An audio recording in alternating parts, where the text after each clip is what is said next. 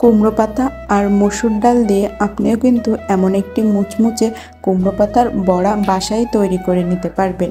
এজন্য প্রথমে বেটে রাখা মসুর ডালে আমি স্বাদমতো লবণ, হাফ চামচ করে ধনিয়া ও জিরা, সাথে মরিচ গুঁড়া ও হলুদ দিয়ে এবার 2 চামচ বেসন দিয়ে ডালটাকে খুব ভালোভাবে মাখিয়ে নেব।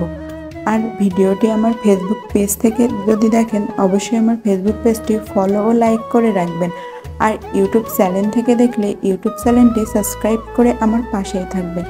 এখন ধুয়ে পরিষ্কার করে রাখা কুমড়ো পাতার উপরে আমি মসুর ডালের মিশ্রণটি লাগিয়ে দেব আর চারো সাইড থেকে ভাঁজ করে তার উপরেও লাগিয়ে দেব। দেখে বুঝতে পারছেন আমি কিভাবে এই কুমড়ো পাতাটি ভাঁজ করে নিয়েছি। এভাবে আমি সব কুমড়ো পাতার গায়ের উপরে মসুর ডালটা লাগিয়ে দিব। এখানে কিন্তু মসুর ডালটা বেশি পুরু করে লাগানো যাবে না, পাতলা করে লাগাতে হবে। এখন চুলায় একটি প্যানে পরিমাণ মতো তেল গরম করে নিয়েছি। এখন এই গরম তেলে কুমড়ো পাতাগুলো দিয়ে চুলার জাল একদমই মিডিয়াম রেখে আমি একটু সময় নিয়ে কুমড়ো পাতাগুলোকে লাল লাল করে ভেজে নিব। গরম গরম ভাতের সাথে কিন্তু এই কুমড়ো পাতার বড়াটা খেতে অসম্ভব রকমের মজা হয়। বাসায় একবার এটি ট্রাই করে দেখতে পারেন।